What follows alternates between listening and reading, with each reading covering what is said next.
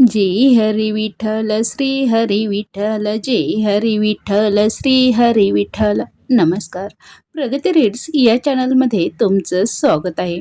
आज आपण श्री भक्ती विजय या ग्रंथातील अध्याय 23चा सविस्तर सार ऐकणार आहोत. या आधीच्याही अध्यायाचे सविस्तर साराचे व्हिडिओ आपल्या चॅनलवर टाकलेले आहेत. तसेच इतर ग्रंथाचेही ओव्यासहित पारायण तसेच मराठी अर्थाचे व्हिडिओ आपल्या चॅनलवर टाकलेले आहेत. तरी चॅनलला व्हिजिट देऊन नक्कीच भक्तीचा लाभ घ्या आणि तुमच्या भक्तीत वाढ करा. आणि चॅनलवर नवीन असाल तर प्लीज चॅनलला सबस्क्राईब नक्की करा. चला सुरू करूयात. अध्याय 23 मध्ये संत महिपती महाराज एका अत्यंत सुंदर अवस्थेचे वर्णन करतात. ही अवस्था म्हणजे भक्ती परिपक्व होणे. भक्तीची सुरुवात प्रत्येकाच्या जीवनात वेगळी असते.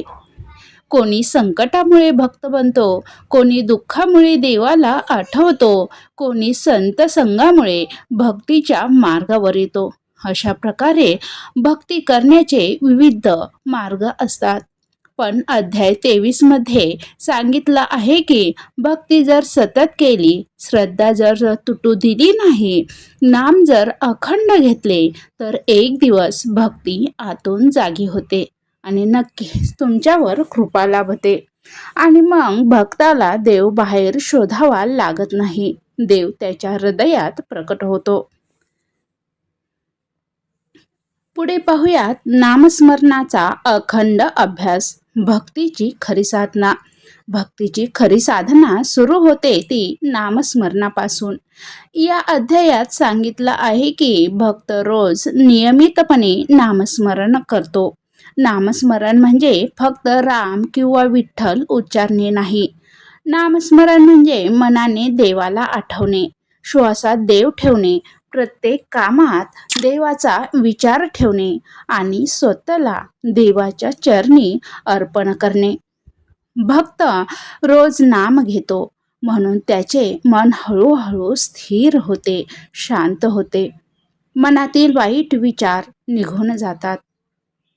संत महिपती महाराज सांगतात की भक्ताच्या जीवनात भक्तीची वाढ मोठ्या मोठ्या तपश्चर्येने नाही तर नित्याच्या नामस्मरणाने, सतत अखंड नामस्मरण केल्याने होते.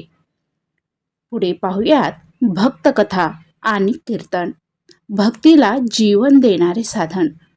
भक्तकथा ऐकणे आणि कीर्तन ऐकणे हे भक्तीला जीवदान देणारे साधन आहे असं इथं सांगितलं आहे. या अध्यायात भक्त केवळ नाम घेत नाही, तो भक्तकथा ऐकतो, कीर्तन करतो आणि संतांचे वचन मनात ठेवतो. कारण भक्तकथा ऐकली की मनाला दिशा मिळते, कीर्तन केले की मनात आनंद निर्माण होतो, संतांचे विचार ऐकले की अहंकार कमी होतो. म्हणून संत सांगतात भक्तीचा अभ्यास हा एकट्याने होत नाही. भक्तीला संत संगाची आणि भक्तकथेची साथ लागते. त्यामुळे संत संगती ही धरावी. पुढे पाहूयात अंतःकरण शुद्ध होणे. विकाराची पकड सुटणे म्हणजे वाईट विचारांची पकड दूर करणे. या अध्यायाचा मुख्य भाग असा सांगतो की भक्तीचा अभ्यास वाढला की मनातील विकार कमी होतात. विकार म्हणजे राग, लोभ, मत्सर, मोह, काम, गर्व, अहंकार. या विकारामुळे माणूस सतत अस्वस्थ असतो आणि तेच खरे जीवनाचे शत्रू आहेत. पण जेव्हा भक्ती स्थिर होते तेव्हा हे विकार हळूहळू कमकुवत होतात आणि आपल्या मनातून कमी होतात. भक्ताच्या मनात शांतता वाढते आणि त्यांचे जीवन साधेपणाकडे झुकते. भक्ताला जास्त इच्छा उरत नाहीत, अहंकाराचा त्याग होतो. त्या भक्ताला फक्त देवाची ओढ राहते. एकमेकांबद्दल आदर निर्माण होतो, माया निर्माण होते, अहंकाराचा त्याग होतो. पुढे पाहूया भक्ती म्हणजे अनुभव, फक्त शब्द नाही. अध्याय 23 मध्ये संत महिपती महाराज फार सुंदर रीतीने सांगतात. भक्ती ही शब्दात मोजता येत नाही, त्याचं मापन करता येत नाही. भक्ती अनुभवावी लागते. भक्तीचा अनुभव कसा येतो ते पाहूया. तो अनुभव म्हणजे मन अचानक शांत होणे, संकटातही धैर्य टिकणे, न डगमगता धैर्याने सामोरे जाणे, दुःखातही देव आठवणे आणि देव जवळ असल्याची भावना येणे. भक्ताला कधी कधी असे वाटते की देव माझ्याशी बोलतो आहे. हा संवाद बाहेरच्या कानाने ऐकू येत नाही, पण हृदयात नक्की जाणवतो. त्यासाठी फक्त देवावर विश्वास, श्रद्धा ठेवणे गरजेचे आहे आणि भक्ती करणे. पुढे पाहूया देव आणि भक्त याचा संवाद. अध्याय 23चं खास वैशिष्ट्य असं आहे की या अध्यायात सर्वात महत्त्वाचा भाग म्हणजे देव आणि भक्त यांच्यातील संवाद.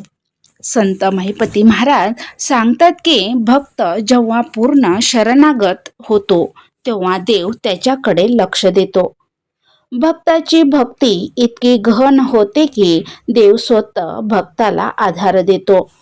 देव भक्ताला जणू सांगतो, तू घाबरू नकोस, मी तुझ्या सोबत आहे. हा संवाद भक्ताच्या आयुष्यात फार मोठा बदल घडवतो. भक्ताला विश्वास बसतो की देव खरोखरच माझा रक्षक आहे. पुढे पाहूयात भक्ताला देवाचा अनुभव मिळतो आणि खरोखर भक्तीचा विजय झाला असं अनुभवतो. भक्ताच्या जीवनात हा क्षण फार महत्त्वाचा आणि आनंददायी असतो, कारण तो क्षण म्हणजे भक्तीचा विजय.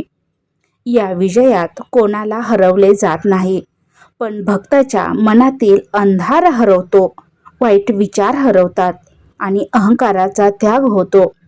भक्ताला असे वाटते की आज माझ्या जीवनाला अर्थ मिळाला. भक्तीचा विजय म्हणजे मनाची स्थिरता, जीवनातील समाधान आणि देवाच्या चरणी अढळ विश्वास. पुढे पाहूयात भक्तीचे फल. वैकुंठाचा आनंद. या अध्यायात एक सुंदर विचार आहे. भक्ताला भक्तीमुळे वैकुंठाचा आनंद मिळतो. वैकुंठ म्हणजे स्वर्ग नाही, वैकुंठ म्हणजे मनाची पूर्ण शांतता. भक्त संसारात राहूनही अंतःकरणात वैकुंठाचा आनंद अनुभवतो. त्याला बाहेरचे सुख नको वाटते, कारण त्याला आतले सुख मिळालेले असते. अंतःकरण शुद्ध झालेलं असतं. तो आनंद पैशाने मिळत नाही, मान सन्मानाने मिळत नाही, मोठेपणाने मिळत नाही. तो आनंद मिळतो नाम, भक्ती, नामस्मरण आणि देवस्मरणाने. पुढे पाहूयात भक्ताचा संसारातील व्यवहार बदलतो. भक्त जो संसार करत असतो त्यातही त्याचे कर्तव्य बदलतं. म्हणजे भक्त संसार करत करत स्वतःच्या जबाबदाऱ्या सांभाळत देव नामस्मरणाकडे, भक्तीकडे वळतो. ना हे भक्ती करण्यासाठी संसाराचा त्याग करण्याची गरज नाही.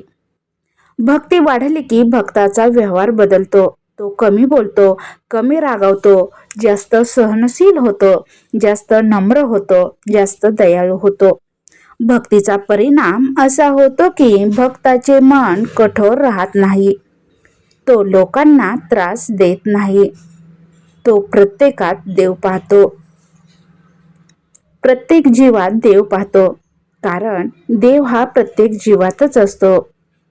कितीही मूर्तीपूजा वगैरे केली तरी माणसात जर जीवात देव मानला तरच ती भक्ती फळाला येते. पुढे पाहूया खरी भक्ती बाहेर दिसते, कारण ती मनातून आचरणात उतरते. पुढचा भाग पाहूया भक्तीच्या मार्गावर परीक्षा येतात. या अध्यायात एक सूक्ष्म संदेश आहे. भक्तीच्या मार्गावर परीक्षा येतात. देव भक्ताला त्रास देत नाही, पण भक्ती अधिक मजबूत करण्यासाठी तो भक्ताला वेळोवेळी तपासतो. भक्ताची किती श्रद्धा आणि विश्वास आहे हे तपासतो. परीक्षा म्हणजे लोकांची निंदा, अपमान, अडचणी, शारीरिक त्रास, आर्थिक समस्या पण भक्त जर नाम सोडत नाही, अशा संकटातही परीक्षेतही नाम सोडत नाही, तर देव त्याच्या भक्तीला अजून उंच नेतो. त्यामुळे कितीही संकटे आली तरी न डगमगता भक्ती कायम ठेवा. पुढे पाहूया शरणागती, अध्याय 23चा मुख्य भाग. अध्याय 23चा सर्वात मोठा भाग म्हणजे शरणागती. शरणागती म्हणजे माझं सर्व काही देवाचं आहे, म्हणजे अहंकार न बाळगणे, मीपणा नसणे. भक्त म्हणतो, मी काही करू शकत नाही, माझा आधार फक्त विठ्ठल आहे, देव आहे. ज्या क्षणी भक्त ही भावना स्वीकारतो, त्या क्षणी त्याच्या जीवनातील भीती निघून जाते. भक्ताला मग जगाची भीती राहत नाही, कारण देवाचा हात त्याच्या डोक्यावर असतो. पुढे पाहूयात भक्तीचा अंतिम टप्पा, देवाशी एकरूप कसा होतो भक्त. या अध्यायात शेवटी सांगितलं आहे की भक्तीचा अंतिम टप्पा म्हणजे देवाशी एकरूप होणे. याचा अर्थ असा नाही की भक्त देव बनतो, पण भक्ताचे मन पूर्णपणे देवात लीन होते. भक्ताला स्वतःचे दुःख सुख फारसे जाणवत नाही, त्याला फक्त देवाची उपस्थिती जाणवते. हा टप्पा अत्यंत उच्च आहे. अध्याय 23ची मुख्य शिकवण म्हणजे नामस्मरण हा भक्तीचा आधार आहे. भक्त कथा आणि कीर्तन मन शुद्ध करतात. भक्तीचा खरा अर्थ म्हणजे अंतःकरणातील परिवर्तन. देव भक्ताला अनुभूतीने जाणवतो. शरणागती हे भक्तीचे सर्वोच्च रूप आहे. भक्तीचे अंतिम फल म्हणजे शांतता आणि समाधान. ते जर असेल तर संपत्ती आणि समृद्धी म्हणजे धन संपत्ती याच्या पुढेही ते सर्वश्रेष्ठ आहे. शांतता आणि समाधान नसेल तर तुमच्या संपत्ती आणि पैशाला काहीही अर्थ नाही. या अध्यायाचा थोडक्यात सार पाहूयात.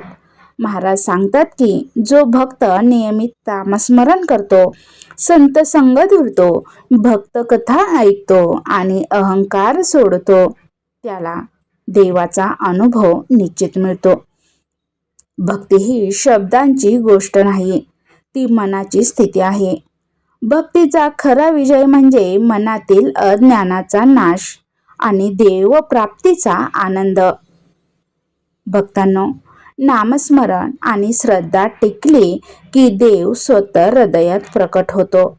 हा संदेश आवडला असेल तर व्हिडिओला लाईक करा, चॅनलला सबस्क्राईब करा आणि बेल आयकॉन दाबा, म्हणजे असेच भक्तिमय व्हिडिओ सर्वात अगोदर तुमच्यापर्यंत पोहोचतील. काही चुकलं असेल तर क्षमा असावी. मी माझी सेवा विठ्ठलाचरणी अर्पण करते.